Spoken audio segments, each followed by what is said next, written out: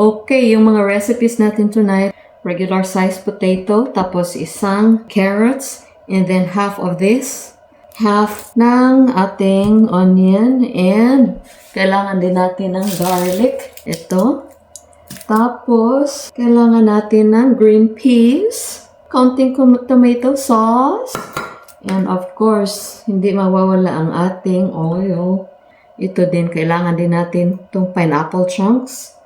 And last but not the least ay itong ating bay leaf. Alright, are you guys ready? Siyempre, before we start with everything, cooking with everything, ay atin muna itong i-peel. Alright?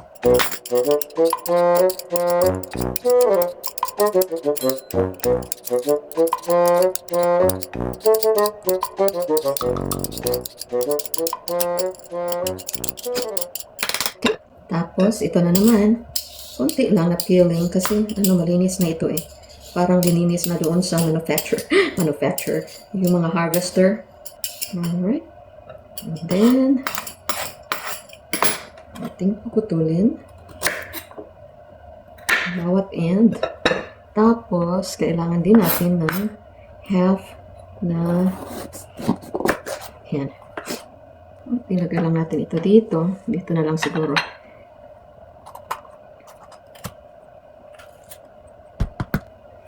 Yan. Dito na lang. And then, kailangan din natin ng half ng malaki na onion.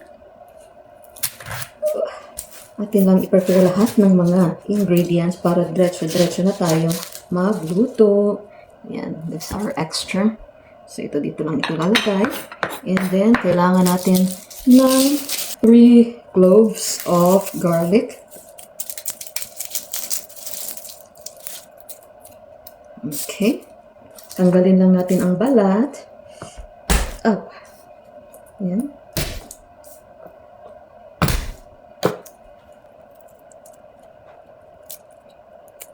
Tapos, i-chop-chop na natin ang ating mga vegetables. But before that, ay, ang sakit ng mata ko kasi sa onion. Ganon talaga ang buhay pag nagluluto tayo ng pagkain. Sasakit yung mata natin sa onion, tapos nangangamoy yung buhok natin.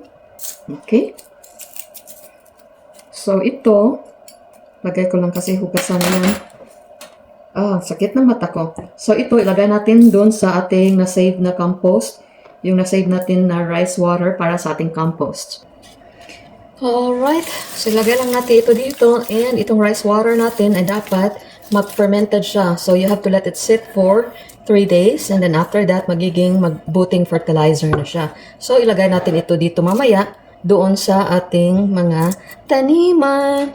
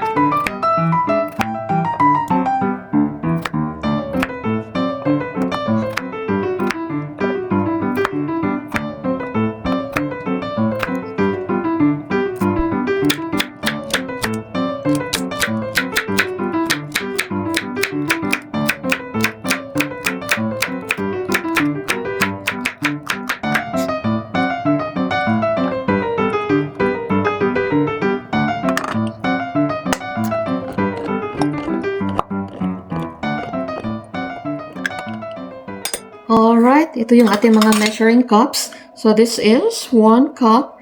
Kailangan lang natin ng half cup kasi maliit lang naman yung lulutuin natin ngayon. So, this one. At isang tabi lang natin itong iba. Tapos, kailangan natin ng 1/2 cup of tomato sauce. Yan. Yum, yum. And then, ating ilagay ito sa tabi-tabi. And then, syempre, ito leftover. Kailangan itong ilagay sa container. Once ma-open na yung can, minsan ay yung can natin ay nagiging carcinogenic. So, kailangan i-transfer talaga yung mga contents sa container. Tapos, tsaka itapon itong ating can. Alright? At i-prepare lang natin ang ating mga green peas. Yan, ang dami naman ito. Parang marami siya. Kailangan half lang kasi ang dami nito. But, oh well, oh well. Okay, so ito na yung ating chicken. Mga anong piraso lang ito siguro? 2 or, no, 3 or 4. Tapos, minarinate ko ng sauce nito. Tapos, yung remaining na chunks ng pineapple ay ating ilagay dito kasi gagamitin ito mamaya. Alright, 1 second. Oop. Yan. Diyan natin ilagay. And then, so this one is, marinate natin ng pineapple juice ito for 1 hour. That with 1.5 tablespoon of soy sauce. Tapos, 1/4 teaspoon of paminta. Alright? So, atin na ito set aside. Okay, kompleto na tayo sa ating mga ingredients. Last but not the least pala, kailangan pala natin ng bay leaf. Sorry po, tao lang po. Okay, mga ano lang siguro yung bay leaf natin. 2 piraso. Yeah, 2 pieces or 2 leaves of bay leaves. Yan. Isa. Ang cute naman ito. Yan, 2. That's enough kasi strong itong bay leaf natin. Tapos, isang tabi lang natin. Alright, ito yung marinade natin na 3 peraso or 4 na peraso ng chicken thighs. Tapos, pinutol ko ng halves. Tapos, linagyan ko ng pineapple juice. 1.5 tablespoon of soy sauce. And then, kaunting peppercorn. And then, marinate it for 1 hour. Tapos, ito, ewan ko kung ilagay ko lahat yan. And then, our 1/2 cup of tomato sauce. Tapos, ito na yung mga vegetables natin. Alright, let's start cooking! Lagyan lang natin ng kaunting vegetable oil. No, actually, this is peanut oil. And then, switch on natin ang ating stove ng medium. Okidoki, atin nang i-fry ang ating potatoes and carrots until they are brown. Whoa, whoa, whoa. Hindi natin susunugin, pero yung medyo may pagka-brown lang. Alright, oil, mainit ka na ba? Parang hindi pa. Increase natin ng kaunti yung heat niya.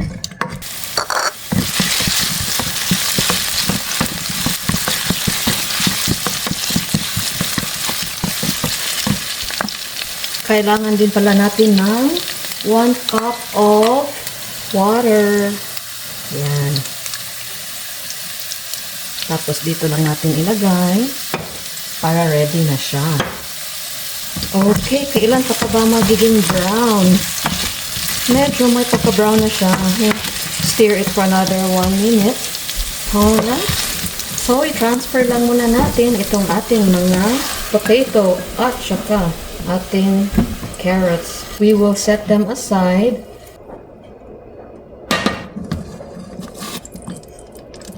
Yan, ito na siya oh. So, iset aside lang natin. And then after that ay ating lulutuin or priprituhin ang ating red pepper for just 1 minute. Para maano siya ba? Magiging a little bit crispy. Just 1 minute. 1, 2, 3, done. Joke. Okay, 1 minute lang ha. So, pag ganito na metal yung ginagamit nyo, hindi dapat siya nakakis-kis dito sa ating frying pan. You know why? Kasi itong frying pan is non-stick. Tapos yung mga chemicals na ito, pag create ba, tapos nakain natin, yun, nakaka-cancer yan. So, we have to be very careful. That is why, pag mga ganito, dapat gamitin natin either silicone na ladle or kahoy. Kasi hindi siya nakaka-scratch ng ating frying pan. Okay. So, I guess 1 minute is done. So, atin na siyang i-separate. Okay. So, ito na siya. So, ito na siya. Ito na siya. Oh!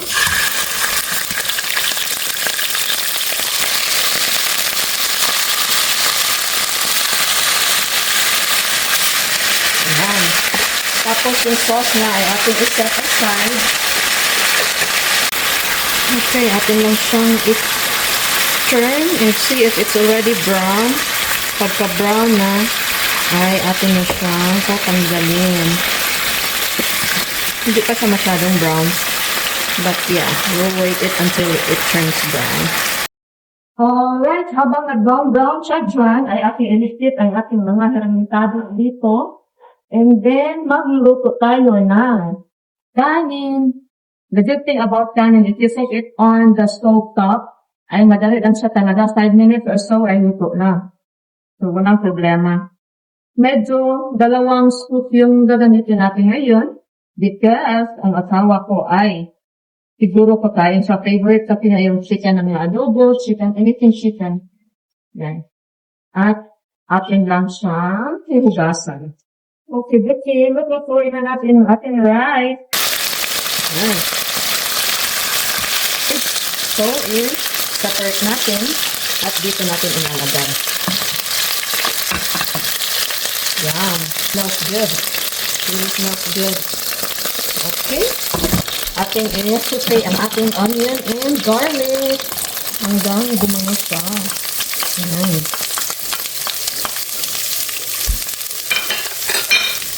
Okay, saute-saute ka lang dyan. Tapos, pag bumango na siya, ay atin naman i-add yung ating ibang mga ingredients.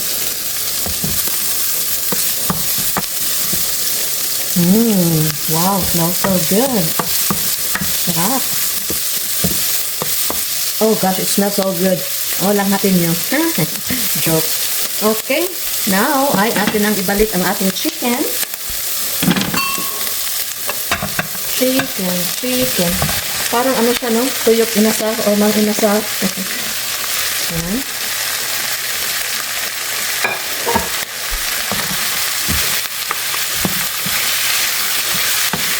Atin lang siyang i-mix ng maigi para ma-saturate talaga yung amoy at saka taste ng ating onion and garlic.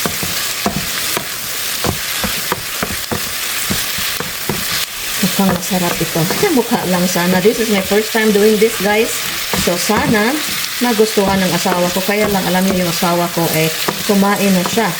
Kumain na siya ng pizza. So, I'm sure hindi na naman yung kakainin niya ngayon. Alright. So, thoroughly mixed na siya.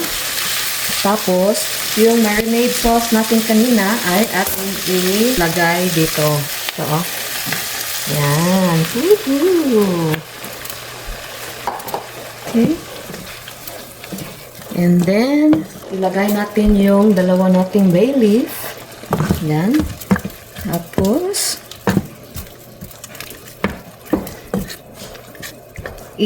ano natin ang ating tubig na 1 cup of water. Yan. Tapos, lulutuin siya ng 15 to 20 minutes. Yan. Bored? Yung asawa ko gusto makipag-biking. So, mag-bike tayo. Let's go biking. So, I will start the cook time for... How many minutes? 20 minutes. What time is it? It's after 10. Okay. How about you?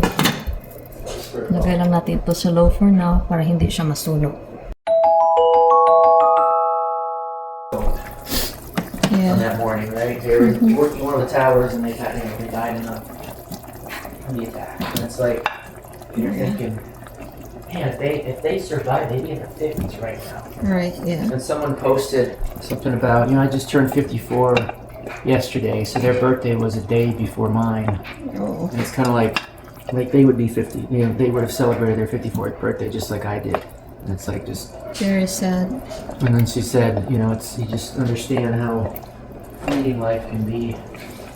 Yeah. And how, so I commented and I said that you were so correct. It's like, because these are people that were like our age. And you just think, man, if they didn't die in that attack, they'd be in their 50s right now. Yeah. Like, man, that was that long ago. It was 25 years ago. So if they're 25 years old that morning, they would have been 50 right now. It's like, jeez, Pete. Very sad. Like that was half of our life ago. September 11th is half of our life ago already. I remember I was working at it, not a doctor's office, but in the Philippines, but like laboratory. When I woke up that morning, I looked at the news, and there's, oh shoot, it was like really very bad. Several planes. Yeah, I was coming back from a doctor's appointment, and it was on it's a Christian station, and I was listening to, and they said, so I heard the news report of plane hitting, and at that point you just thought it's an accident, someone just went out of control and ran into, and then I get back home. As an American Jewish guy, he said Kandahar was very tense. They're nice to him? Hmm? Kandahar was nice to him? No, that was one of the least, where he felt least safe, one of the three. Of course. But he says he loves Afghanistan because the people there actually, it's just the Taliban. And then the other one was Port-au-Prince, Haiti. Oh yeah, Haiti is worse.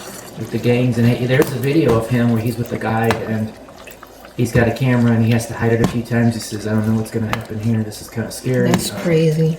We got a bunch of armed guys stopping us up here.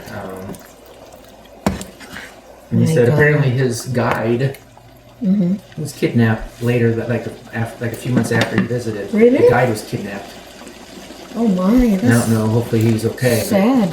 The guide had a lot of connections, though. Like that's why he needed that guide, because he could basically, the guy had connections with some of the gangs and he could know where to go and everything. But I don't know. He was a nice guy. I mean, I remember I saw the video. He was a very friendly guy. Really? But he was like, he knew where to go, who to talk to. Wow. But he was kidnapped at some point. And the last place is Mogadishu, Somalia. I'm thinking, what? Somalia? Somalia. Somalia is horrible. It is very horrible. And why would you go there? There was an American journalist that went there, but she worked with, no, she's not a journalist. I think she worked with Red Cross or something like that. And then she was kidnapped. yeah, I wouldn't go to that place at all. There's no reason. It's terrible. Very bad. Okay. Simmer lang natin.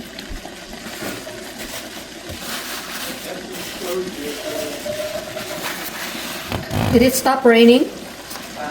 Did it stop raining?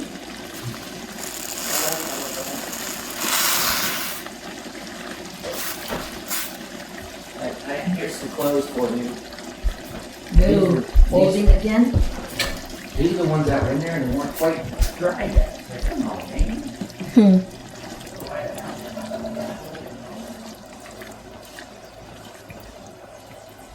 You got lots of Okay, so ang nangyari is, so kinook natin, we cook the chicken alone for 20 minutes. Then after that, ay linagay na natin yung iba pang mga ingredients. I think that was the potato and the red pepper and ito siguro. And then, kinook natin again, linuto natin again for additional 5 minutes. Yung mga green peas at saka iba pa. Kita nyo sa ano. So, 20 minutes. Then, after that, the next batch of the ingredients, yung mga ating tomato paste at iba pa, linagay natin. Tapos, cook for additional 5 minutes. And then, linagay na natin yung last. Yung nakita nyo. Hindi ko na maalala kasi nag-usap kami ng asawa ko. Linagyan din natin siya ng asin just to taste kung matabang pa or hindi. So, let's see kung magustuhan ito ng asawa ko.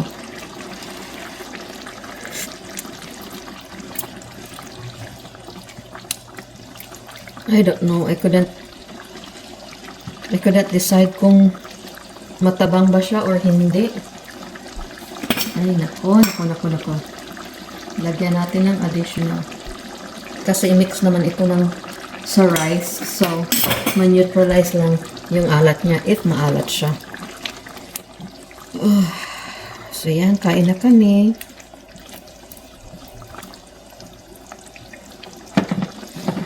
This is it. Pusit. Here, just small because they're getting late for Yan, me. small na naman yung sabi niya.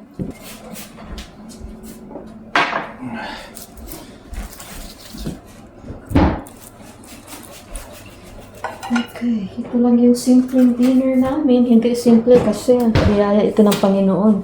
Hindi lahat ng tao sa buong mundo ay makakain ng pagkain, di ba? So we have to be thankful in everything. Give thanks. That thing is still charging. I'm gonna wash your thing here really quick. Mm-hmm. I'm gonna wash the canned soda. Do we have spoon and fork, please? Siyempre, asawa natin, hindi marunong kumain ng Filipino food. So, kailangan talaga, ganito talaga ako sa kanya, guys. It's very Piniprepare ko sa kanya Very yung pagkain niya. Very small, very small. Very small. Is that Philippine food? Yeah. Because it's late and I need to. Arte. Oh man, this needs to. So I want you to taste this one and compare with my caldereta, beef and pork caldereta, and see which one you like better. This one is afritada. Alright, and then. Come on, let's eat. Yeah, it's getting late. So what's this? Oh. That's the chicken, right? Let's pray. You like to pray? Yeah. Lord, we just thank you for just your provision, Lord, that we can have a meal like this. Give us the strength to get past. Lord, our dear Holy Father God, please reach out to him, Lord God. I'm hurting for him, Lord. We are hurting and he's not feeling well, Lord God, please. Please, Father God. If he's not meant to live, Lord, please make it fast that he would rest. And if it's okay, Lord, that we can meet him again together with our other cats in heaven, Lord God. Praying also for the family of our friend who just passed away. Praying for comfort, Lord God, and also praying for the casualties of the earthquake in Colombia and also flooding in the Philippines, Lord God. Father God, your people needs you. Your children need you, Father God. I pray that we all would come to you for help, Father God, because our help only comes from you. Father God, again, thank you for this food. Thank you for my husband. May this food give nourishment to our body, our food, Lord God, in Jesus' name, amen. Amen. Okay, moment of truth, moment of truth. What is this? What is that? Is that Potato. potato? No.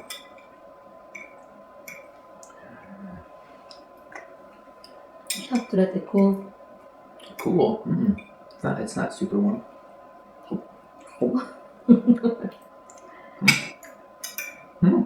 What? Mm. Rude. How is it? So what is this? Chicken afritada. Afritada. And it's got the pineapple.